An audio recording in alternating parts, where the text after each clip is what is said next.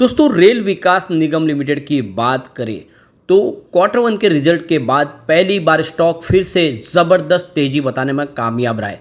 आज कम से कम 11% की शानदार तेज़ी देखी हमने क्लोजिंग के समय। तो ये जो तेज़ी बनी है इसके पीछे दो बड़ी गुड न्यूज़ है जिसको इस वीडियो के माध्यम से हम डिस्कस करने वाले हैं।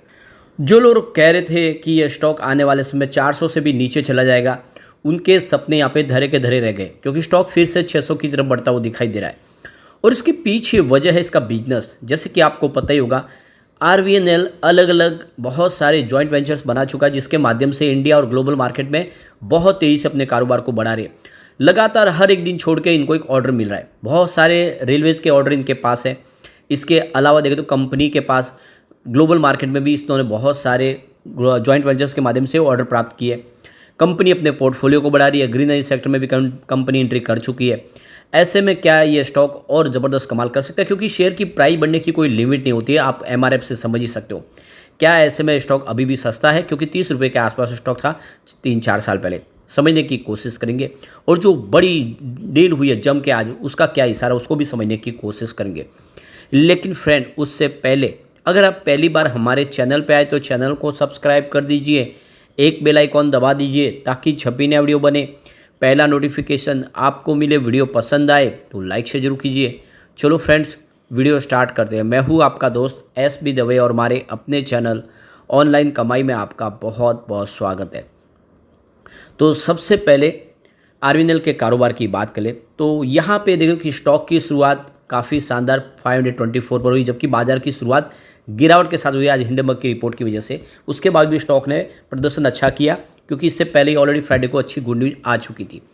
क्लोजिंग थी फ्राइडे की 518 के आसपास। इंट्राडे में 522 का लो बना, यानी स्टॉक में पूरे दिन में बिल्कुल गिरावट नहीं हुई और जो स्टॉक एक तरफा दौड़ा तो सीधा 583 तक चला गया। यानी जो 522 के आसपास नीचे स्टॉक था वो 583 तक चला गया। एक ही दिन में कम से कम 60 रुपये का बड़ा जंप। और आप देखें तो अंत में क्लोजिंग 576 के आसपास रही है, 11.16% की बम्पर तेजी के साथ।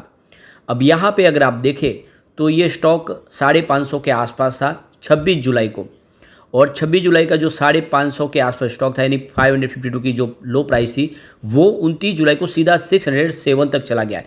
और इसमें हम ऐसे ही देखते हैं, बहुत बड़े जंप देखने को मिलते हैं। यानी एक ही दिन में अगर आप देखें तो 50-60 रुपये का बड़ा जंप मायने रखता है और बिल्कुल आज भी वैसा ही हुआ। उसके बाद अगर आप देखें तो स्टॉक ये धीरे धीरे नीचे आया और रिजल्ट के बाद काफ़ी कमज़ोर हो गया। स्टॉक आप देख सकते हो कि 518 तक आ चुका था।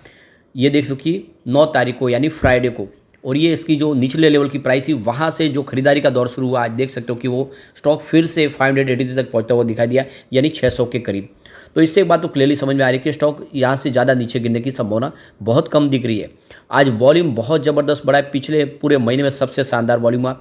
एक महीने पहले इसका 4 करोड़ का वॉल्यूम था, मात्र 83 लाख की ही डिलीवरी उठाई गई थी। 1 वीक पहले 2 करोड़ का वॉल्यूम था, सामने 68 लाख की डिलीवरी उठाई गई थी। और फ्राइडे को 3 करोड़ का वॉल्यूम था, 84 लाख डिलीवरी बेस काम हुआ। लेकिन आज 7 करोड़ का ज़बरदस्त वॉल्यूम हुआ है, यानी वॉल्यूम फ्राइडे के मुकाबले देखें तो दुगुना से ज़्यादा हुआ है। और इन सब तेज़ी के पीछे जो 12% के आसपास की तेज़ी बनी आज, तो कैबिनेट ने जो अप्रूवल दिया फ्राइडे को 24,657 करोड़ के रेलवे प्रोजेक्ट के लिए। रेलवे अलग अलग देख सकते हो कि 7 स्टेट के अंदर सरकार 8 नए रेलवे प्रोजेक्ट शुरू करने जा रही है। इसकी अप्रूवल कैबिनेट से मिल चुकी है और इसका जो बेनिफिट है वो आप देख सकते हो कि आरवीएनएल को डेफिनेटली होगा ही होगा, क्योंकि रेलवे दोहरीकरण यानी जो सिंगल ट्रैक का डबल ट्रैक करना हो या फिर रेलवे का इलेक्ट्रिफिकेशन करना हो, इस तरह से सारे प्रोजेक्ट है वो आरवीएनएल ही कर रही है और उसी को ये सारे टेंडर मिल रहे हैं। तो यहाँ पे आरवीएनएल को तो यहाँ पे आज बेनिफिट ज़बरदस्त मिला है, लेकिन साथ में इरकॉन इंटरनेशनल, आईआरएफसी और रेड लेवल को भी शानदार आज संभावना पॉजिटिव बनी है। रेलवे के शेयर ने आज बेहतर प्रदर्शन किया है। तो आने वाले समय ये जो बड़ी रकम है जिसका इस्तेमाल होगा और ये प्रोजेक्ट आने वाले 2030 तक कंप्लीट किए जाएंगे।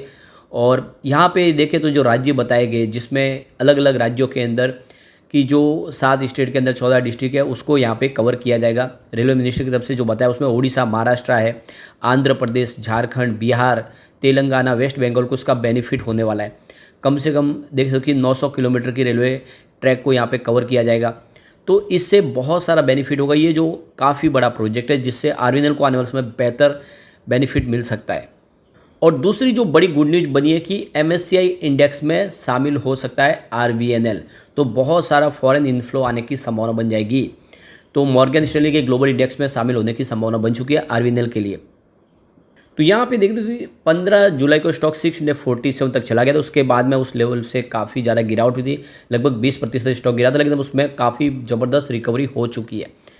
तो यहाँ पे गिरावट हुई, उसके पीछे वजह बनी इस बार का कमज़ोर रिजल्ट। आप देखें तो जो कंपनी का रिवेन्यू उसमें 27% की डिक्लाइन देखने को मिली। Earning before interest tax depreciation and यहाँ पे हम अमोर्टाइजेशन की बात करें एबिटाडा की, तो ये करीब 4.5% गिर के देख सकते हो कि जो पहले 6.3% के आसपास था, उसका असर यहाँ पे देखने को जरूर मिला।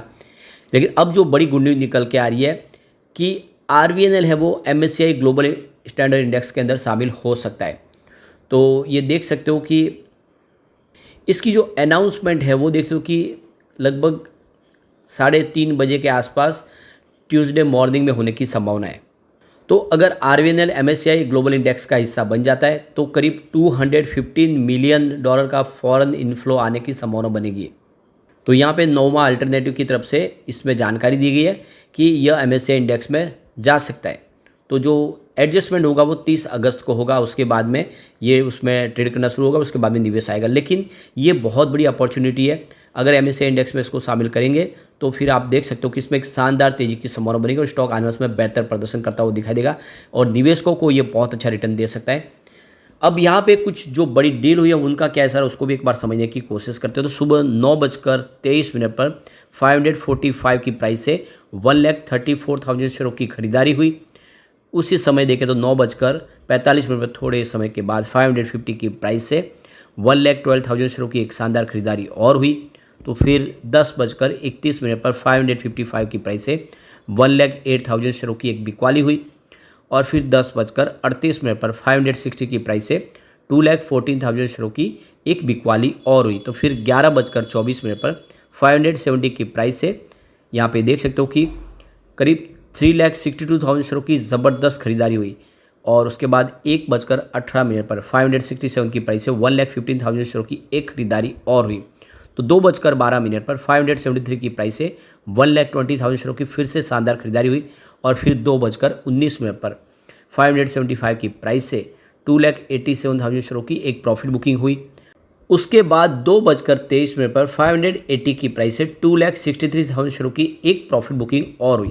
यानी दोनों तरफ का माहौल बना है। भले ही यहाँ पे ज़बरदस्त तेज़ी बनी हो, लेकिन यहाँ पे जिसने प्रॉफिट बुक करना था उन्होंने प्रॉफिट बुक भी किया। इसका मतलब ये नहीं कि आने वाले समय इसमें भारी गिरावट की संभावना बनेगी, क्योंकि आज जम के प्रॉफिट बुकिंग हुई है। लेकिन जो बड़े फंड उसकी खरीदारी शुरू हुई है वो इशारा करे कि आने वाले समय आरवीएनएल कमाल कर सकता है।